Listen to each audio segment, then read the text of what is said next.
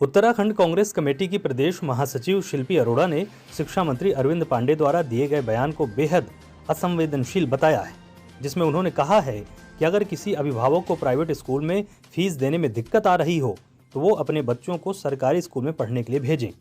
तो वहीं इस बयान पर पांडे पर हमला करते हुए कांग्रेस नेत्री शिल्पी अरोड़ा ने कहा कि शिक्षा मंत्री पद पर रहने के दौरान अरविंद पांडे द्वारा प्राथमिक शिक्षा को किस कदर हाशिए पर धकेल दिया गया है, इसका प्रमाण देने की आवश्यकता नहीं है।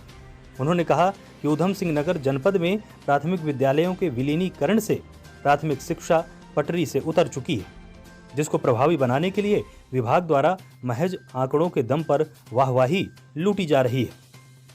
उन्होंने आरोप लगाया कि पूर्व में प्राथमिक स्कूलों के विलीनीकरण और अब कोरोना वायरस जैसे जानलेवा संक्रमण के बढ़ते हुए प्रकोप से तमाम अभिभावक अपने बच्चों के बेहतर शैक्षिक भविष्य को लेकर चिंतित बने हुए हैं।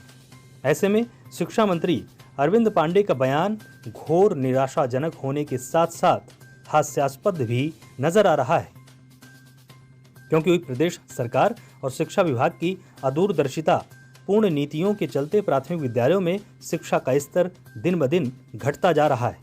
उन्होंने आरोप लगाया कि शिक्षा मंत्री अरविंद पांडे महज कोरी घोषणाओं के दम पर प्राथमिक शिक्षा के सर्वांगीण विकास की वाहवाही लूट रहे हैं। उन्होंने ये भी कहा कि राजकीय विद्यालयों में एनसीईआरटी की पुस्तकों की अनिवार्यता को लागू करने मात्र से बच्चों का भविष्य बेहतर नहीं बन जाएगा।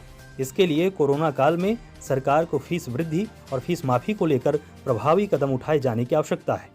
दिल्ली और अन्य राज्यों की तर्क पर हैप्पीनेस पाठ्यक्रम और स्मार्ट क्लासरूम्स बनाने की आवश्यकता है, न कि अभिभावकों को फीस के लिए प्रताड़ित करने की।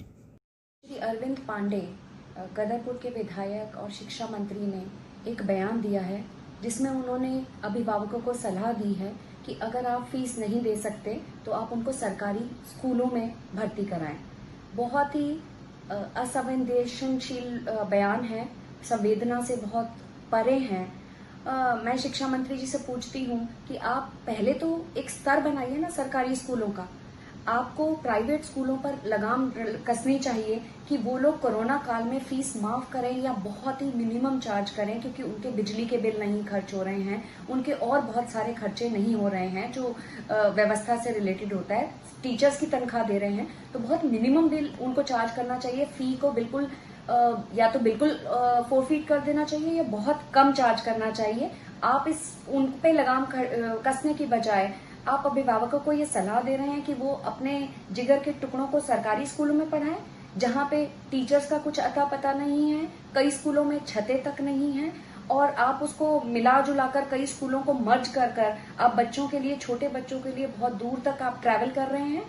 कोरोना के समय में इस तरीके का बयान निंदनीय है और बहुत ही असंवेदनशील है।